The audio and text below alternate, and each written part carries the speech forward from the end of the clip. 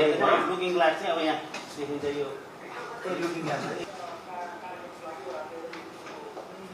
अब विशेष गरी अब काठमाडौँ उपत्यकामा अहिले अब 50 लाखभन्दा बढी चाहिँ सडक प्रयोगकर्ताहरू हुनुहुन्छ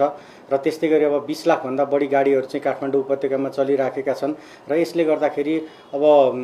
सबै सवारी साधनहरू सबै प्रकारका सवारी साधनहरू चाहिँ एउटै लेनमा चल्नुपर्ने चाहिँ एउटा बाध्यात्मक अवस्थाले गर्दा चाहिँ सडकमा चाहिँ अहिले जुन किसिमका चाहिँ अनुशासनहीन तरिकाले चाहिँ ट्राफिक नियम उल्लङ्घन गरेर चाहिँ सवारी साधन चलाउने चाहिँ परिपाटी चाहिँ बढ्दो क्रममा देखियो र विशेष गरी अहिले चाहिँ अब भनौँ न एउटा चाहिँ सवारी साधन चलाउँदा चाहिँ मादक पदार्थको सेवन गरेर चाहिँ सवारी साधन चलाउने त्यस्तै गरी लागु पदार्थको सेवन गरेर चाहिँ सवारी साधन चलाउने परिपाटी बढ्दै गएको छ भने त्यस्तै गरी सवारी साधन चलाउँदा चाहिँ मोबाइल फोनको प्रयोग गर्ने र अत्यधिक तीव्र गतिमा पनि सवारी साधन चलाउने एउटा परिपाटी देखिएको छ। यस्ता गतिविधिहरूलाई चाहिँ नियन्त्रण गरेर चाहिँ सडक अनुशासन कायम गर्नको लागि चाहिँ हामीले चाहिँ सचेतनाको सँगसँगै हामीले कानुनी कारबाहीलाई पनि अगाडि बढाएका छौँ र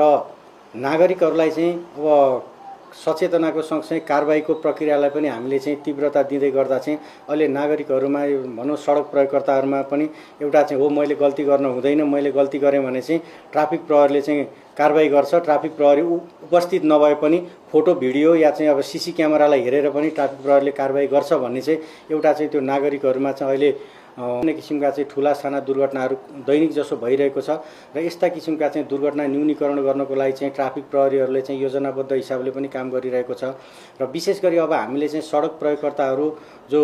नागरिकहरू हुनुहुन्छ उहाँहरूलाई चाहिँ एउटा ट्राफिक नियमको बारेमा चाहिँ सचेतना गराउने एउटा महत्त्वपूर्ण उद्देश्य हाम्रो छ, महत्त्वपूर्ण लक्ष्य छ र एउटा महत्त्वपूर्ण जिम्मेवारी हो भने सडकमा चाहिँ कानुनको कार्यान्वयन गर्दै दुर्घटना न्यूनीकरण गर्नु एउटा महत्त्वपूर्ण जिम्मेवारी छ र हामीले चाहिँ सडक सुरक्षा सडक अनुशासन कायम गर्दै नागरिकहरूको चाहिँ एउटा चाहिँ 1600 भन्दा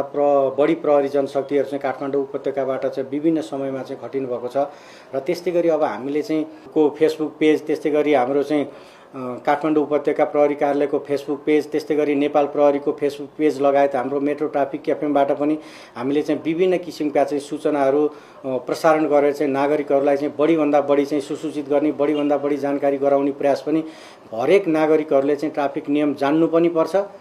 ट्राफिक नियम मान्नु पनि पर्छ, ट्राफिक नियम जान्नु पनि पर्छ, ट्राफिक नियम मान्नु पनि पर्छ र पूर्ण रूपमा चाहिँ म ट्राफिक नियम पालना गरेर चाहिँ म सवारी साधन चलाउँछु भन्ने कुरा प्रतिबद्ध पनि हुनुपर्छ र एउटा चाहिँ ट्राफिक नियम भनेको चाहिँ हाम्रो एउटा चाहिँ जीवनशैली बन्नुपर्छ। ट्राफिक नियमले चाहिँ हाम्रो एउटा चाहिँ शैली हाम्रो संस्कारलाई पनि